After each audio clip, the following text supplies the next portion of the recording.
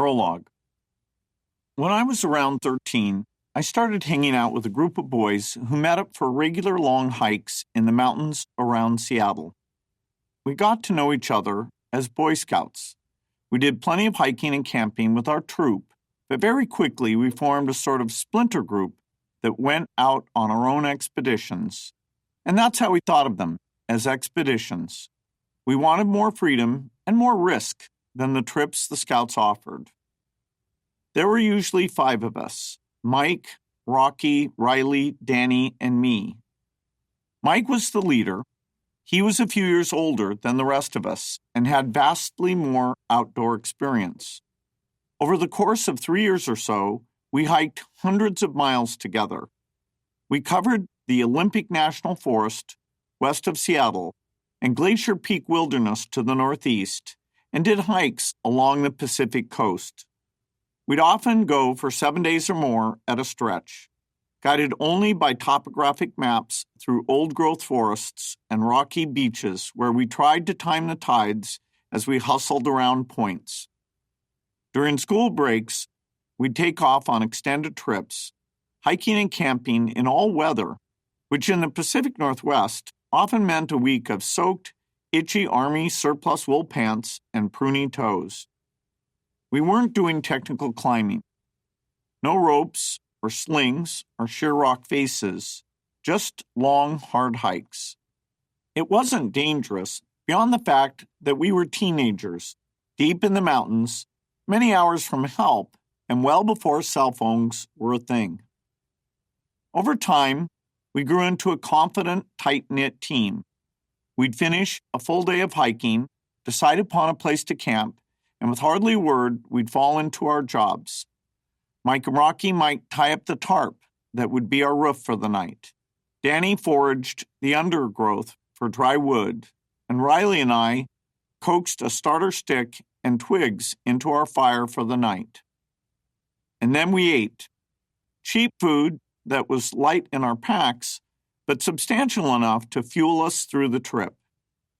Nothing ever tasted better.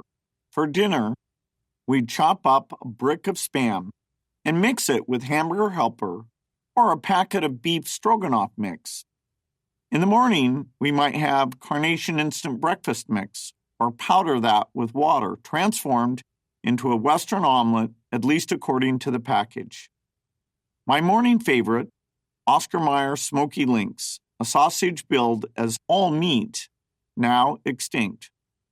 We used a single frying pan to prepare most of the food, and we ate out of empty number 10 coffee cans we each carried.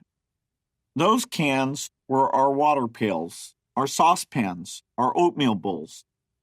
I don't know who among us invented the hot raspberry drink.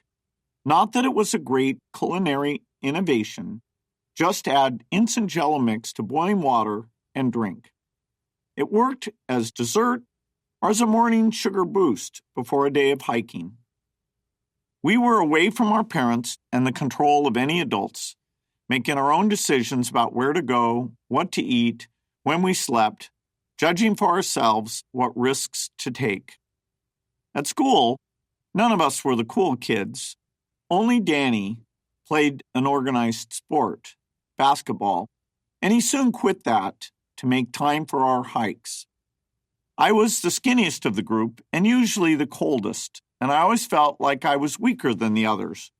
Still, I liked the physical challenge and the feeling of autonomy.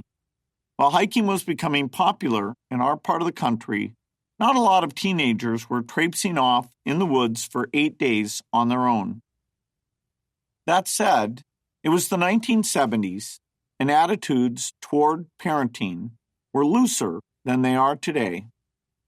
Kids generally had more freedom, and by the time I was in my early teens, my parents had accepted that I was different from many of my peers and had come to terms with the fact that I needed a certain amount of independence in making my way through the world.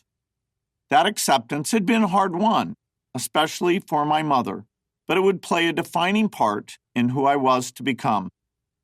Looking back on it now, I'm sure all of us were searching for something on those trips beyond camaraderie and a sense of accomplishment.